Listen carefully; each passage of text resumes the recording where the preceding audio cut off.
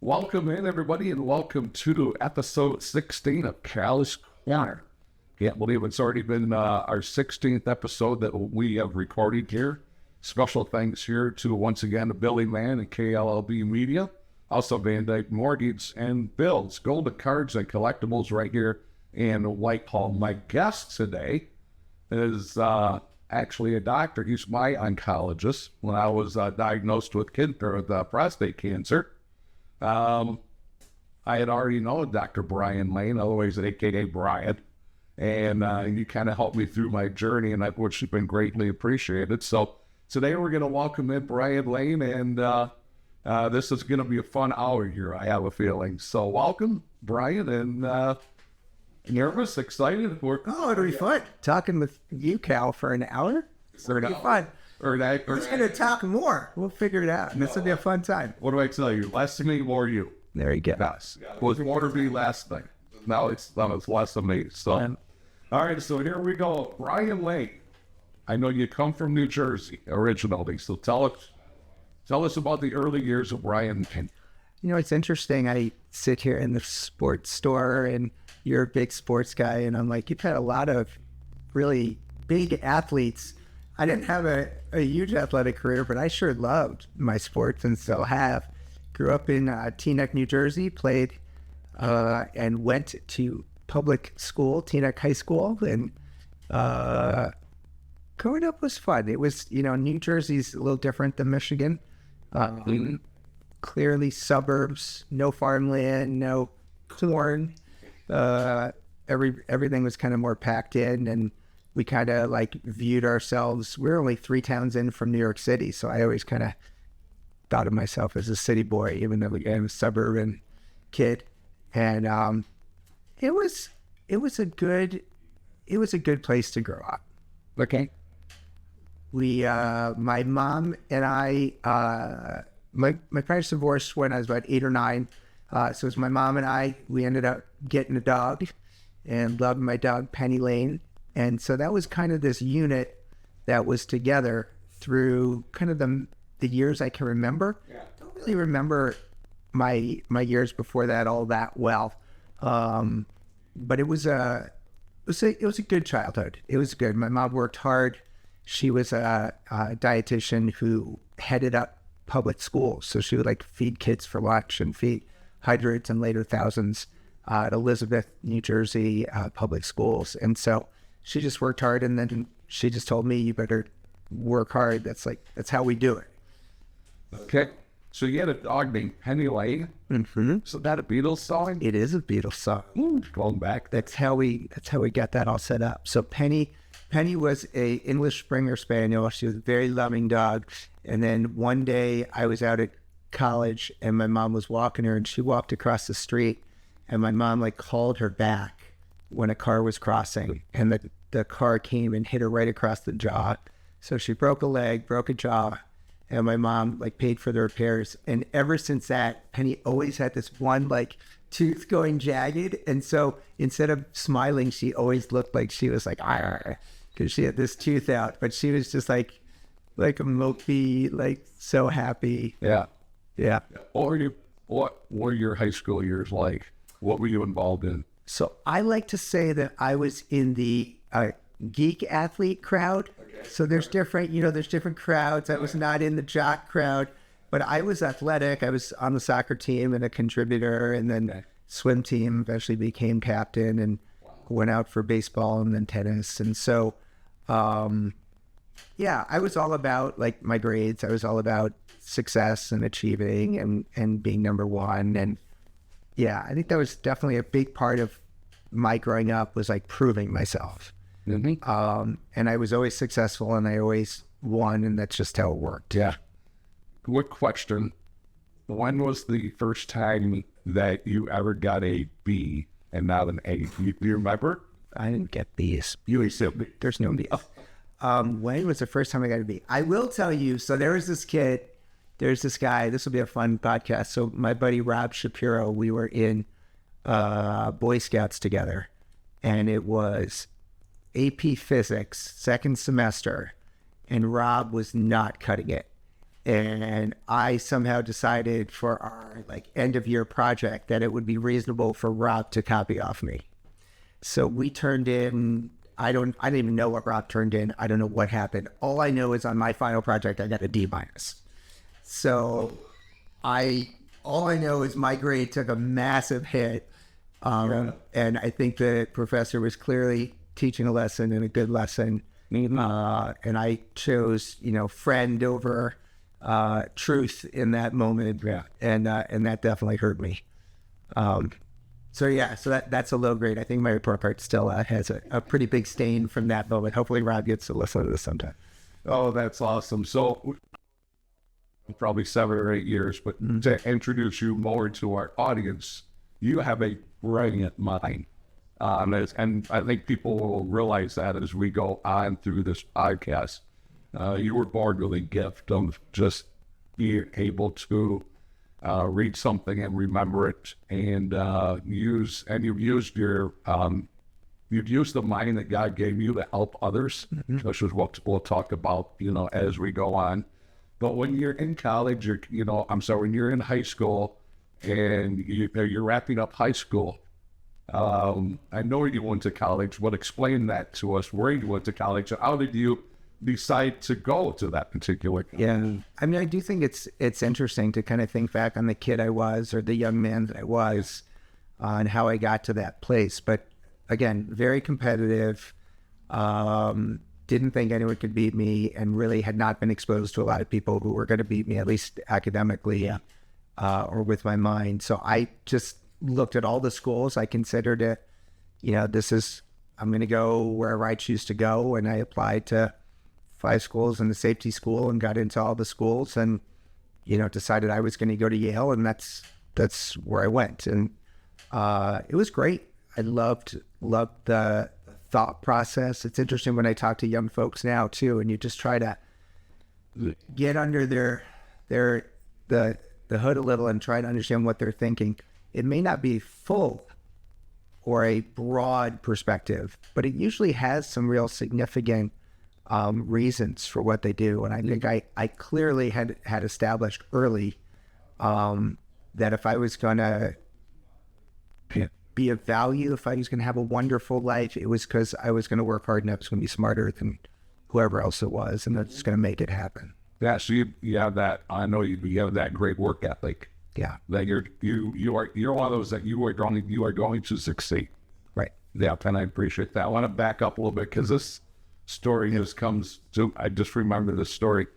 When you were in 2nd grade, oh yeah, we're bringing back all the good stuff. Yeah, all the good stuff. Well, no, but dude, that's amazing. I mean, that's good stuff. Yeah, because my mom's single parent, whatever, and you go to school with your quarter or whatever it is, or 50 cents for lunch, and I wanted an extra chocolate milk, but I needed to get like an extra nickel. Like I think lunch was like 47 cents. I had 3 cents left. I needed to at least get 3 cents off somebody, so I would just sell the math answers, and they were the right answers. So that was good. But I said, hey, for 3 cents, I'll give you all the answers to your homework. So so started as you might be saying the Ponzi scheme in elementary school.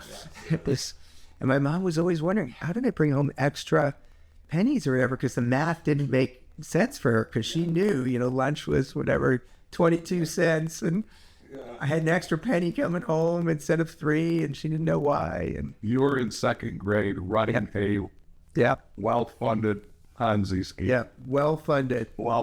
I knew my audience. That's right. My customers were pleased. Yes. They got what they wanted. It was priced accordingly. Nobody I know of had the ability in 2nd grade to run a Ponzi scheme. You could probably spell it at that point. Yeah. We were very effective plan. And then what did they do with you in 2nd grade? They decided to skip me. Yeah. They decided to promote me out of that. And I think the thought process was I was a little bit too much for my own shoes at that point. And so when you're like going into 4th grade as a 3rd grader, however old I was, when I would have been 8 or whatever, I was small. They knew I was a kid who skipped. You're not going in as like the top of the social ladder at that point. Right. Definitely you know, the nerd or whatever it is. And so, but I think that probably served me well through all those years to, you know, instead of being entirely comfortable, to always be a little off, always have people think, well, he's the smart kid and, you know, but we don't like him or whatever. That's fine. And then that sent you to Yale at 17 years old. Right. Yeah. Yeah. So did you have those same feelings when you got to Yale? When I get to Yale, things really changed a lot. I mean, I think through high school, I always thought I was something. I knew I was smart, and there were other smart kids there, but, you know, I knew I could do the work, and I knew I would succeed. Yale, I just started from a real humble place. I don't really know how.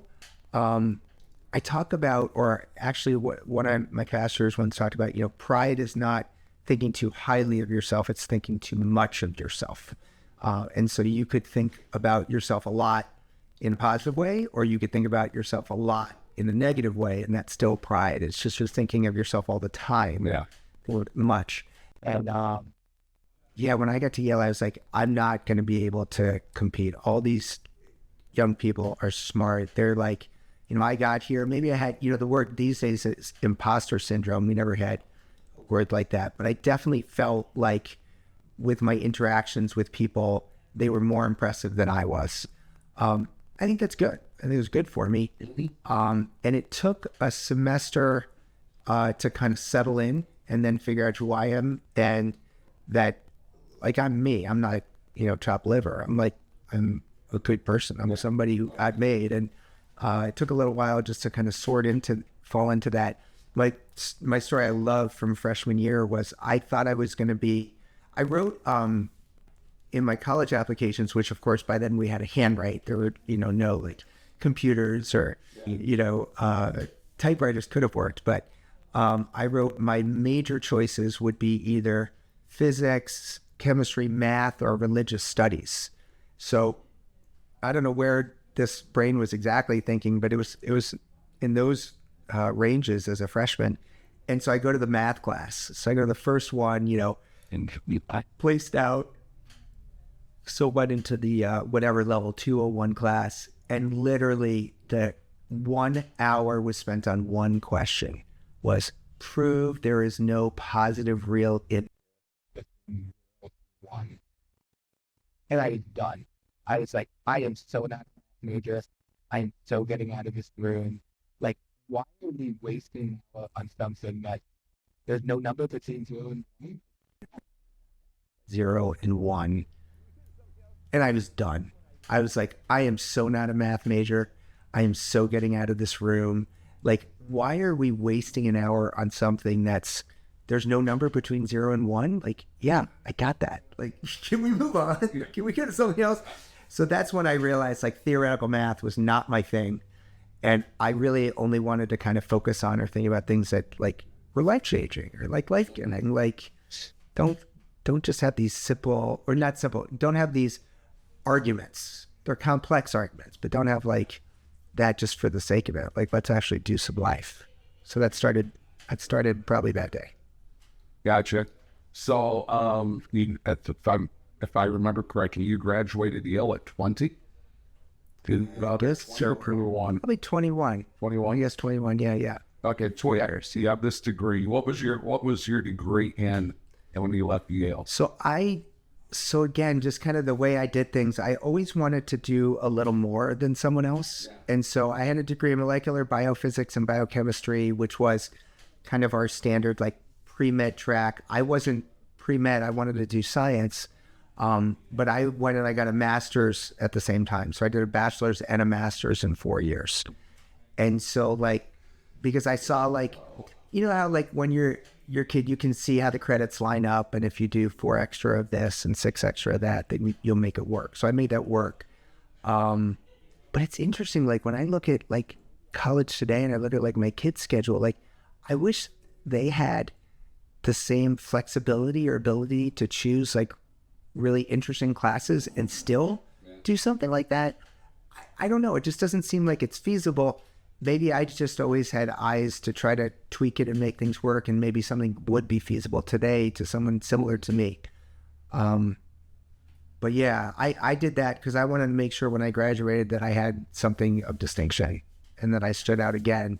Because again, there are a lot of brilliant people out of Yale. Yeah. A lot of hardworking people. Listen, it's an Ivy League school, so they're all smart. Yeah. Yeah. Yep. Yeah. So you leave Yale, and I know you have options. From our chats in the past, you have options. So talk to us about some of the options you had. Yeah, I think that my growing up experience, again, was very focused on me. It was very focused on success and achievement. And I think, going at it, I thought, well, I want to get the Nobel Prize. Like, I want to contribute something, so significant using my brain that, this is going to be, earth moving.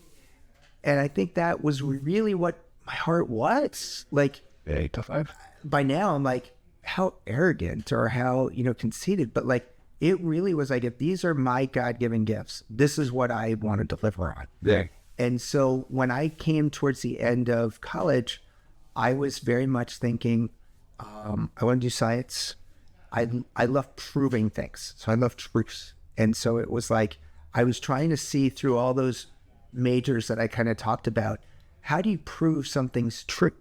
And I didn't really like theoretical math or theoretical physics. Like I wanted to like, how do we really know? And I found in biology or eventually in medicine that there's ways to do that. There's ways to use your brain. There's ways to set up clinical trials or research studies to really learn so that we can learn truth. But it's not as black and white. It's not quite as easy. But I really enjoyed that space. I got a mentor my senior year who was a wonderful man. And he said, don't just do a PhD and go into the lab because it's really challenging life. And it limits your options. But you should do an MD PhD so that you keep your options open. Maybe if you want to be a physician in the future, or at least being a physician, you'll be more competitive when you try to get grants and do research later. So that was like the best advice I ever got. And that's how kind of I directed in that direction. Yeah, indeed. At a school in the Big Ten. Sure did. Talk to you about that. I think in terms of keeping the timeline accurate and helpful, it was in the middle of college, right, Yale, where I started to really ask questions about my faith, and where I really started to turn from being, a me-focused, self-centered kid to really trying to understand what God has in store for me, what has God set in store for the world. And so it was like sophomore year that I really made a decision, a commitment to Christ, to follow him. And that was really important because, again, I had this me-focused, me-directed path. And then those last 2 years, things were really changing a lot in my head and in my heart, and how to make decisions and kind of what was important to me. So it was really fun. So like I said, I was looking at PhDs, I was looking at med school, I was trying to figure out what I was going to do. And I ended up getting into Michigan. I got into NYU as well. And I had been praying, I just wanted to get into at least one school on a full scholarship so that I wouldn't be a burden to my parents, and that if I wasn't a physician, I wouldn't have a lot of debt. And so I got into two. And then I was like, well, this is really hard, God. How do you decide? And so I fasted and prayed for a 24-hour period. And that was always memorable to me because I ended up running into a guy I knew. And he was like, well, you should go to Michigan. Even though he was going to NYU, he was like, you should go to Michigan. And so that kind of started the Midwest adventure for me. Pretty naive probably to be from the East Coast and think, well, I'm going out west. I'm going to the adventure. That's where I'm going. Michigan. And like, now that I've been here, I've been like, oh, I went to the Midwest. I went to the place that people often go to the adventures back in New York or over in California or west or the coasts. But it was a good decision for me and a good stretch. So I was at U of M for 7 years. We won a national championship. We had Tom Brady. We had, in football, it was just a good place to be a young man and to follow sports and to learn. Michigan's a great academic environment. And so that's where I did all my medical training. For 7 years. Yep. Yeah. Biggest challenge while you were at Michigan the first 7 years? It was a holding pattern. Like, it was clear that I needed to do all of this work in order to have whatever career I was going to have. Yeah. But a lot of young people, I mean, it's 21 to 28, right? A lot of people during that stretch have already made decisions. They're, in jobs. They're married, already families, have got homes. I mean, I was basically still a college kid for my whole 20s. So I think recognizing that I had made a sacrifice, I think it was worth it. I think it was a good sacrifice. But I definitely, as the years went on, started realizing, like, what am I going to do with this life? What am I going to do with this time? From your time at U of M. Others, maybe there's more than one, but what are your biggest ones that comes to mind? I think that, one thing I always think is fun is, so there's a guy, a rural Chennaian, who was in my lab this one summer, and Arul and I were so different, and it was so cool to see. He would just walk the lab with his coffee cup and think, and I would be scurrying around doing an experiment. This one had like 8 configurations, and that one had 12, and this one, and I would have all these numbers games working to find something that was going to work out, and was working hard and putting one more thing in and doing one more effort. And he would just walk around with his coffee cup. And I had enough respect for him and understood who he was at that point that I didn't think this was silly behavior. Like, it was really just odd. It was, I can't believe I'm looking at tigers, I'm looking at lions here. It's like, it's almost like one type of animal looking at another type of animal's behavior and just not understanding. And the dude is brilliant. Is it absolutely brilliant? And so, like, his contributions to science and at U of M by now, I mean, are just like mind blowing. But I think it's because he was able to, like, get to a space and, like, settle his mind, and only, I don't know, I've never actually talked to him after that, but I know that's, clearly a part of his countenance or who he is. So I always think back of that. My mom always razzes me about it because of on this coffee cup. I don't even drink coffee. And this guy's just sitting there, just nursing his cup. And then suddenly, a week later, he's got a science publication, a Nature publication, because he just knew what he needed to do. Yeah. Gotcha. You graduate from U of M. Mm-hmm. Well, degree in. So so last 2 years of Michigan, I'm back in med school. I'm figuring out what I want to do. I decided just being in the lab wasn't for me. Science I was going to do, it was going to make sure that helped people.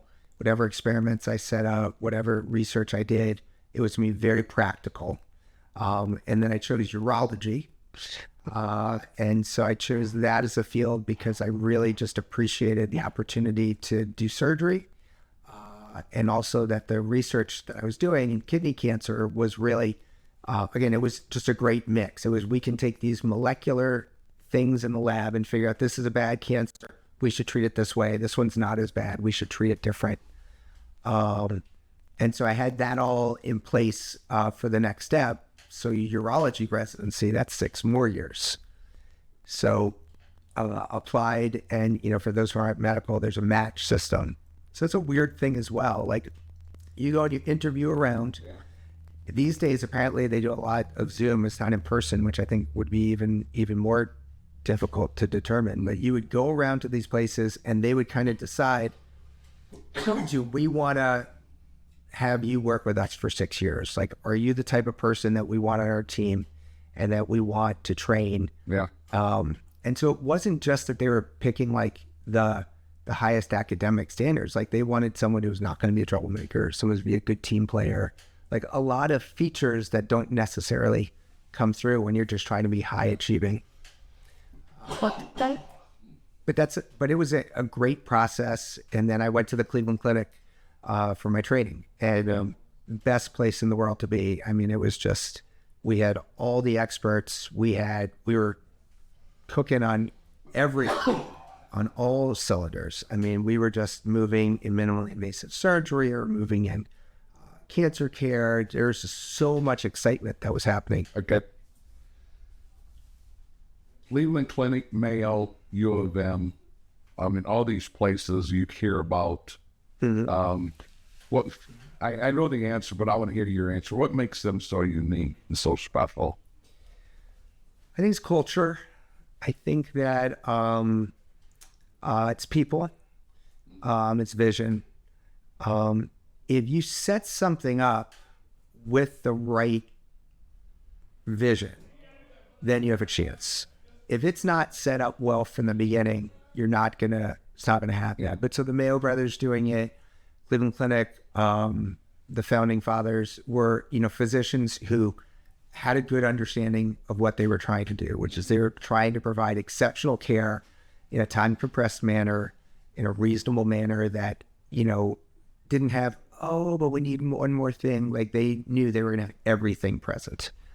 And I think those institutions were different than the academic institutions, because their focus was really honed in. Like, it was, we're going to bring in patients, we're going to care for them, we're going to provide the best care possible. It's going to be, no one else is going to be able to do better. And if we need to hire another person, we do it. If we need to buy another scanner, or if we need to invent something, we're going to invent the thing. And so it was very patient focused.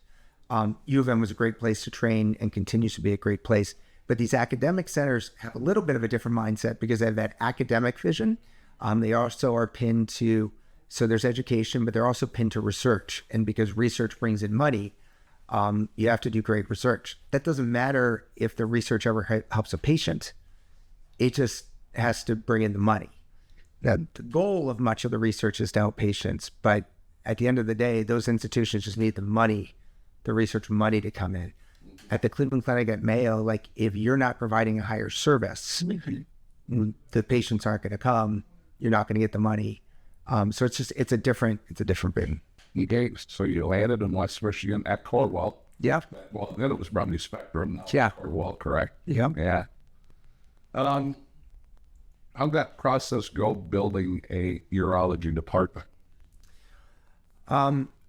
Lots of fits and starts. I don't even know if today people would say yet we would call it a urology department. When I came in, I was hired by MMPC, which is a group of physicians, multi-specialty group, that within a year was acquired by or merged with Spectrum Health Medical Group. And then eventually by now it's Cornwall Health Medical Group. So there's that side. There's the academic side. There's several academic partners in town that I've worked with and been on faculty with. And just trying to sort out, like MSU dynamics are interesting because MSU is primarily in Lansing, but has the presence in Grand Rapids. Yeah. And so medically, how does that work out from a urology standpoint for MSU? And then in terms of kind of one of the other important pieces for a lot of academic places or for high quality urology or medical teams is training. And so I've trained dozens of med students by now, some residents, but we don't have any urology residents in town. So that's another thing that's kind of on the undone list. But I brought back now, what I'm probably most proud of is I have 5 of my previous medical students who I mentored into urology are all on our team. They're all in our group.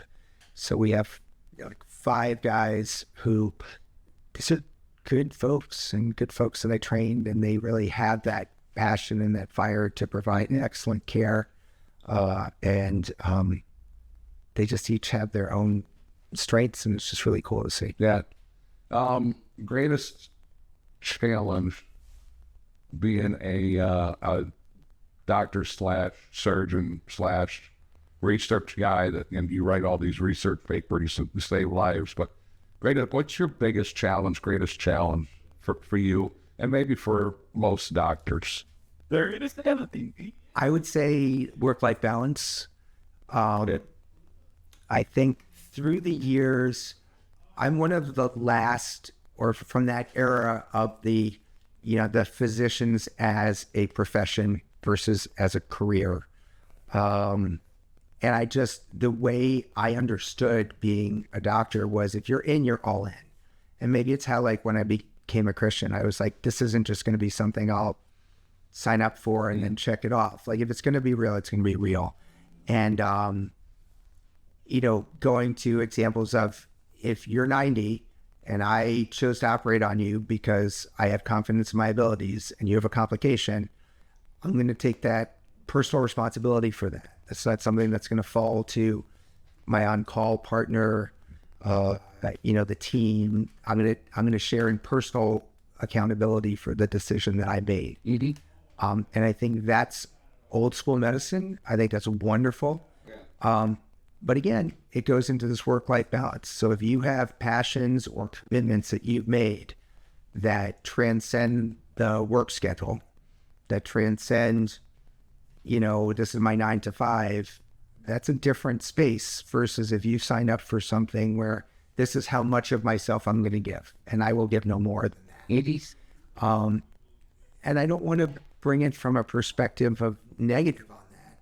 I think there's a place of health that comes from setting limits and boundaries. And I don't think my generation did a good job with that. I think there's a lot of benefits that come from being lifesaver, but there's downsides for sure. Okay, crazy question, but I just happen to think about it. What is it like to operate on the human body? Because most people don't. Yeah, you get operated on, but you're not doing the operating. It's a cool experience. I mean, I love it. It's fantastic. But I think you get trained into it because, you go through medical school, you go through anatomy lab where you're working with a cadaver, which is a different experience. But I think once you know your skills, and even in training, because you're underneath other people and you know what skills they're bringing, you're able to get past the fact that you're hurting someone. Because you're hurting with a very specific intent, which is to help.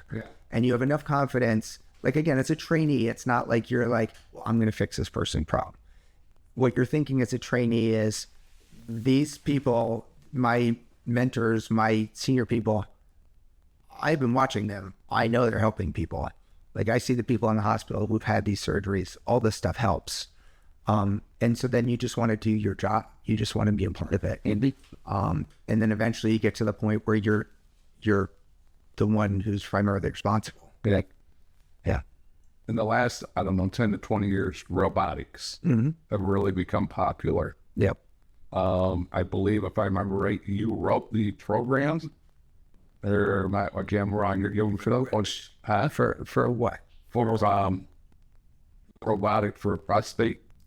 So no, let me not take any credit for that. So robotics has been really interesting rise because laparoscopic surgery, so making small incisions, makes a lot of sense versus making big incisions. This company comes in with this robot. Again, the words robot are interesting because that implies that the thing's doing it for you. It's really robot assisted surgery. So instead of me moving an instrument, it actually can micro it down and have these little pieces inside the body, have really nice technology that my hand will direct. And so when that first came out while I was in training, early 2000s, we were the first type of people to get access to it. We were cleaning clinic. We were pushing the envelope on everything. And coming out to West Michigan, I brought a skill set that not so many people had. And we moved things forward. But there's so many, there's hundreds and thousands of people who are as accomplished as I am surgically with the robot. It just has been a really good thing for patients, for the field. It makes the surgery more precise. It reduces errors. Maybe what I was thinking of, that you helped bring that to West Michigan. Yeah. Huh. Okay, let me see. Because I don't write questions down. You do amazingly. No, I don't. I never have it. There's things I might want to talk about. I'll have a list of like in the early years in school, college. But then after that, I don't have questions really written down. They come to me as we go. Let's talk about your family. Sure. You have a blended family, so let's talk about that. Sure. I think, I love the question you're just asking about, like, regrets or what are the things that doctors struggle with. Yeah. I think that family life is just something all the time because doctors tend to be workaholics. The hours tend to be long. The stresses tend to be high. And all those things were true in my situation. And it's fun to be at this point and to have 2 kids at college.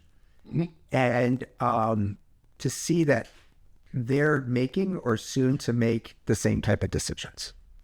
Like, how much do I study versus how much time do I make for friends? How much time do I make for family? And what's a career going to be? What are my goals? What's a successful life look like? Whether it's, what are the family aspects? What are the career? What are the personal aspects? And I don't know, it's fun to kind of look back and think, well, these are the decisions I made. This is what I've put into them. And now let's see what comes out. It's kind of like you're cooking. You put it all in there and then you're going to see what's going to come out at the end, what the recipe turns out. I think God is so gracious. I have, one kid who is very much my opposite in terms of being consistent and being low key and being thoughtful, not like running forward and doing all this and trying to change the world on an instant, and seeing just the way he thinks about things and seeing how successful he's going to be. I think that's something I'm excited about. And then again, each of my other 2 biologic kids brings their own special gifts. And so trying to see how my middle will do in terms of just a big heart and brain to care for other people, and just like has that same thing that I have that will just like pour it all out. Like if there's a problem, I'm all in for you, and I'm all in, and it'll be interesting to see. Again, like I've had my struggles when I'm all in. It's like, well, but once you're all in, you have to deal with something else because you're all in over here. So it'll be interesting to see how that all plays out. And then my youngest is very gifted, and academically, and it'll be interesting. I hope to see some real high academic career things come from her. We'll see. But yeah, when you blend and when a marriage ends and there's divorce, it's tough because, like you've experienced, as time goes on, your children age, they age out of the house. Your direct influence is less. The amount of time that you have with them is less, and they're living their own lives. And so part of that's going on. But in the setting of divorce, there are some moments that so could have been and there weren't. And that's definitely been tough. Yeah. And I certainly try my best to, speak into their lives with the opportunities that I have.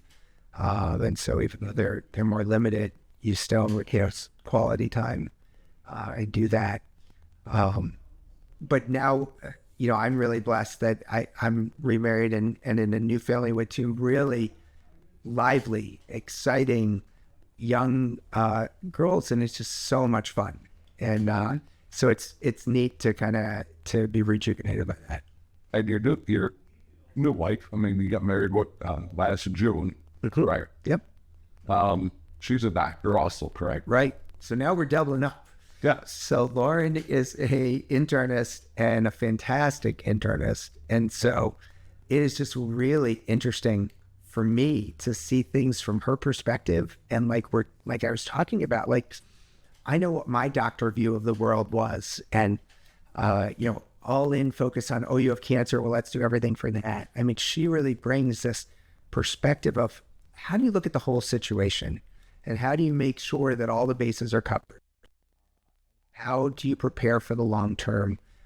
How do we set that up based on today, knowing this is only one part of the equation? I'm going to see this person back in 3 months or a year, and I need to build on this relationship to encourage them to do the right things. I may have had some interactions with other people about how to encourage them towards health. Gotcha. And I think I'm learning a lot of that through her too. Okay.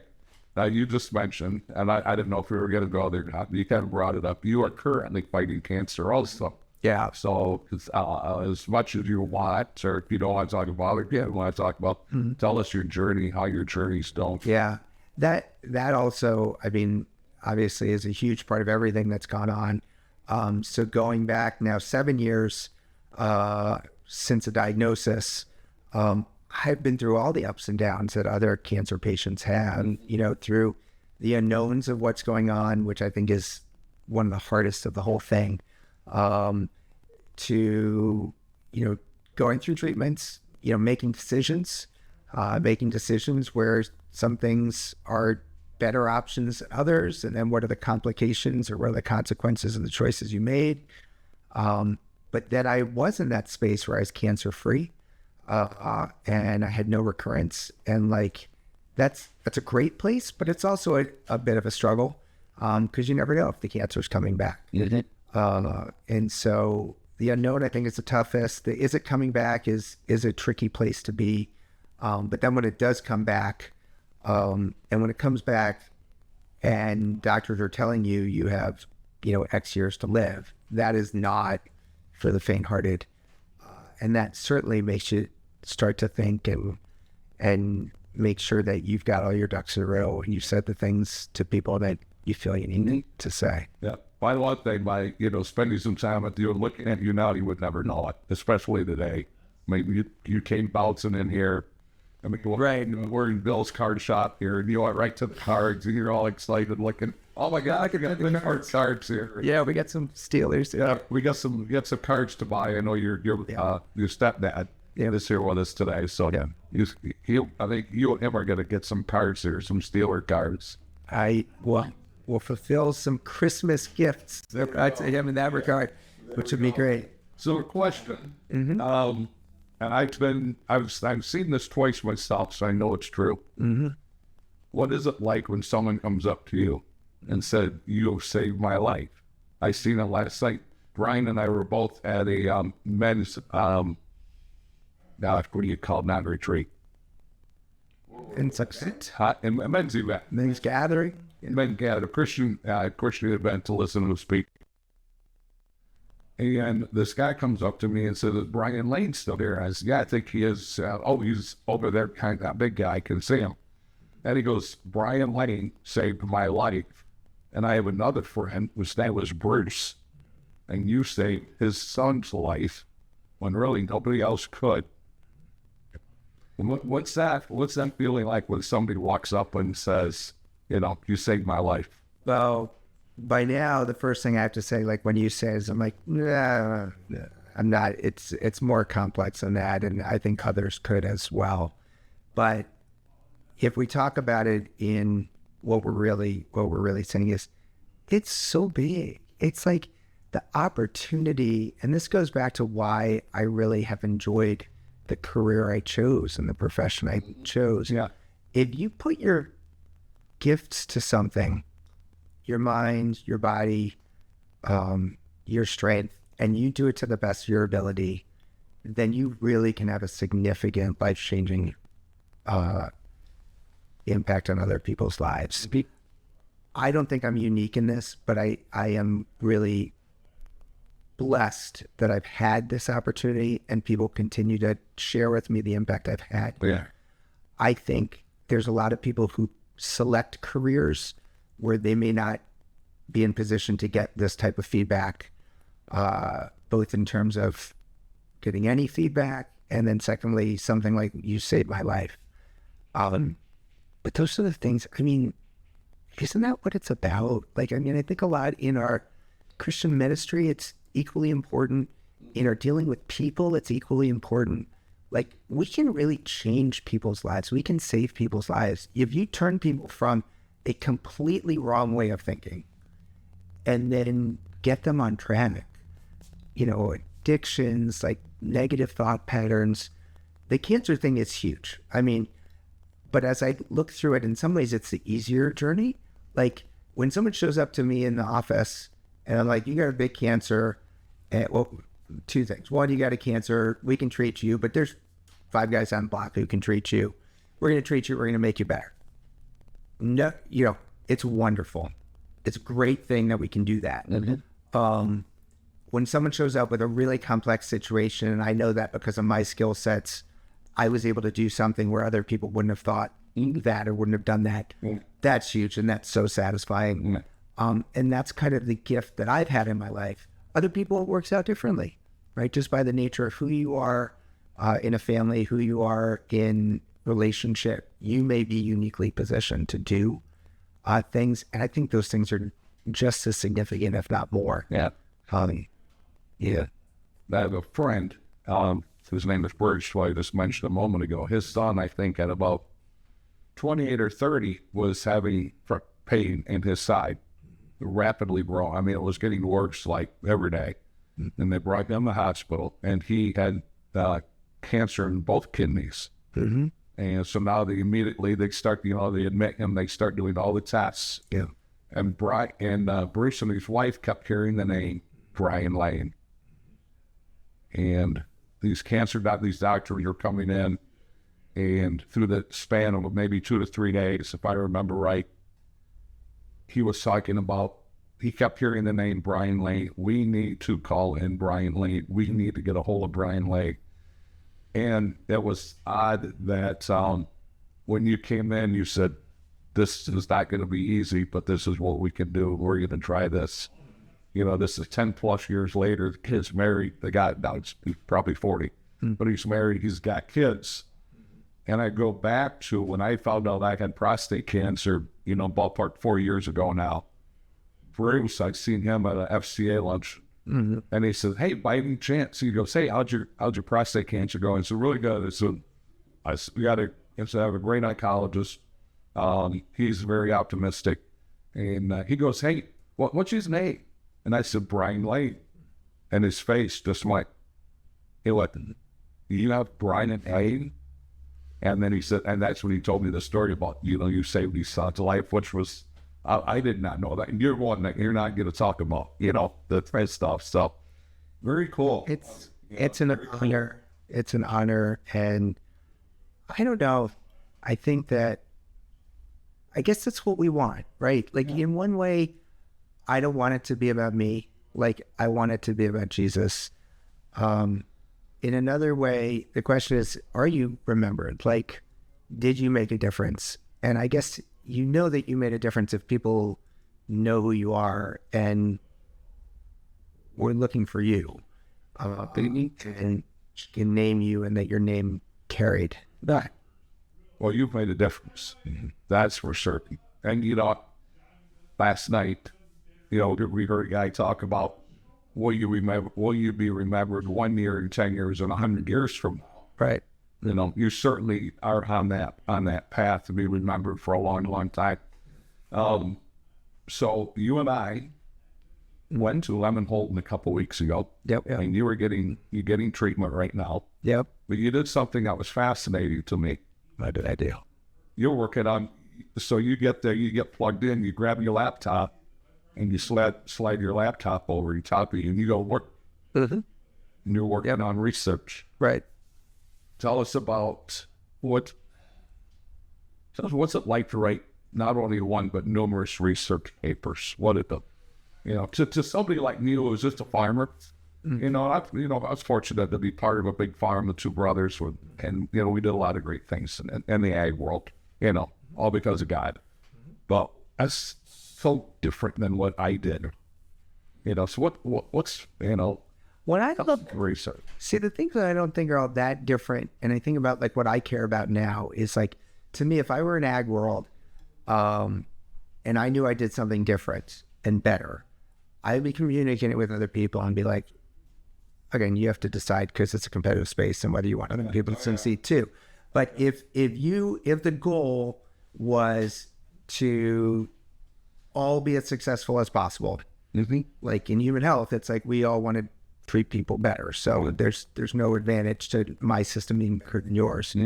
I would say, hey, I think this is better. They'd be like, no way, ours is better. And I'd say, well, let's prove it. And I'd set up an experiment and then we'd look. And so my goal would always be to try to prove and to move forward to be like, if their system was better than mine, great, I'll adopt it. If mine was better, they should adopt mine. But it would always be that. And I think in my space, with whatever days, months, years that I have left, the point is to continue to help and to continue to, don't rest on your laurels. Don't say, well, like Brian Lane was known for that. Like, no, I want to help people. And so to me, a lot of it's communication. But what I've learned through the years is not just the writing, like, because you can write something and it's there, and it's a sheet of paper, but if no one ever reads it, it didn't really get you anywhere. So it needs to be viewed, but then it also needs to be like, take it in. Like someone has to have a desire to really want to do it. So that's really what my work has been focused on these last couple of years. So we, in the state of Michigan, have this thing called the Michigan Urologic Surgery Improvement Collaborative, which is MUSIC, is an acronym. And so MUSIC, and the thing that's really cool is we just have the ear of all of the urology groups across the state. And we really have the ear of the country and even the world, because people are looking at what we're doing. And with that kind of platform, trying to ask important questions in a way that's not, in a way that's provocative, but not antagonistic. And so, again, we're not doing a whole medicine thing here, but like one of the things that I've cared about for a long time is, well, if you're going to take out a kidney, you take out the whole kidney apart. Great. So we've done a lot on that. Then the question is, why are we even doing surgery? If someone's older or has comorbidities or limited life expectancy, why are we doing anything? So we've done a lot of work on that. And then the thing we're working on now is, if you're going to treat somebody, should you really find out ahead of time with a biopsy to know what it is? And so that's kind of the most recent thing that I'm working on. Yeah. It's just fun. It keeps the mind active, and I certainly want to help. Yeah. What's the one question that I have not asked that you wish I would have asked? There's something you want to talk about. I mean, we didn't talk much about the cancer. What I would say is that people ask a lot or make an assumption a lot. It's like, how are you facing this the way you're facing it? Mm-hmm.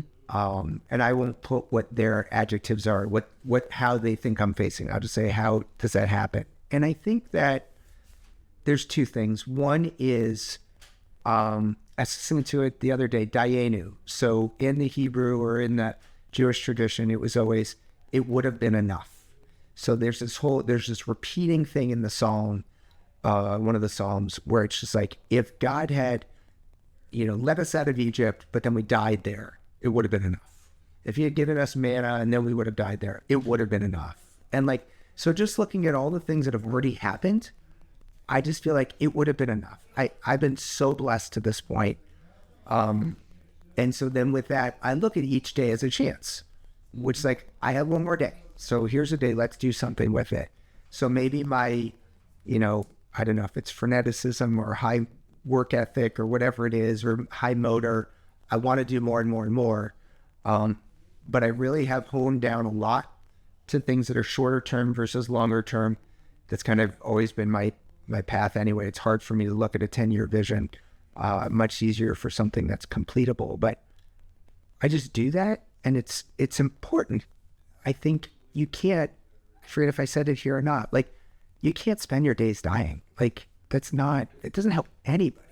It doesn't help yourself. It doesn't help the world. You have to spend your days living. Right. And so if you're going to live, then live, and figure it out. And if it takes some prayer, some planning, some whatever it is, do all those things and then spend your day living. And there's a lady here that's in the White Palm Montague area, and her motto is "Get busy living." Yeah. She's been dealing with breast cancer, and she's kicking butt. Yeah. I mean, she really is. She's an amazing woman. In English press, and I just admire her stuff on, because that's that motto: get busy living. Yeah. It's a wonderful lady. Wow. So, I got to know you before you became my oncologist.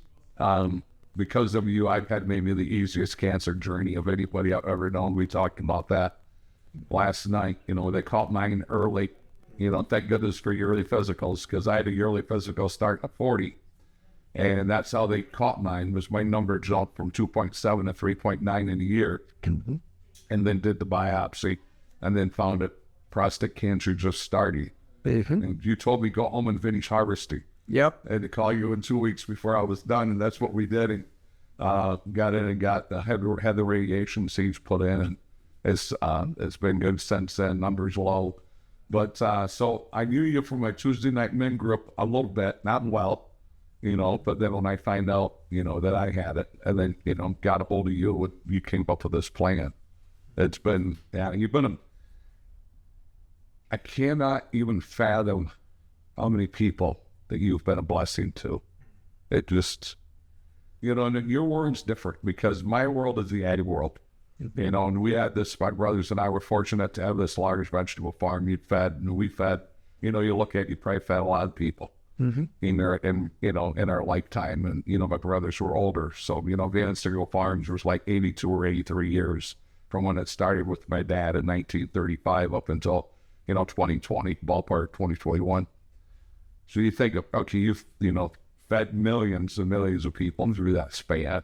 Yeah. But, I can't even begin to imagine the lives that you have changed. And like we talked about, my friend Bruce, you saved his son to life, and now he has a family, he has kids. So, I mean, your legacy will live on for a long, long time.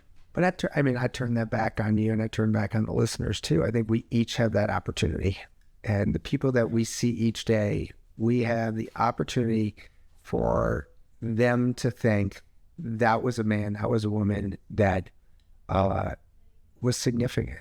They were different. They loved God. They did something substantively that changed my life and impacted my life.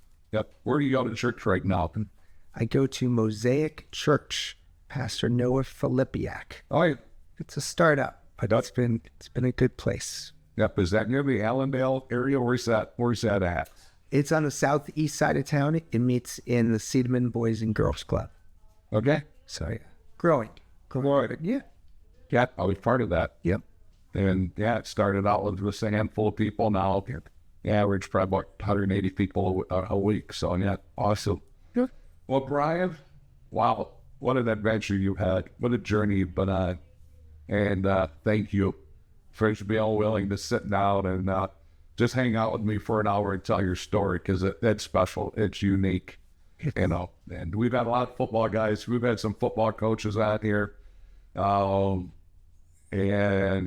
John Collier came, and, some of the guys that, that we both know have sat here, but never had an oncologist, never had a doctor. So hopefully your audience will appreciate it. And I think the parallels are still there in life. Yes.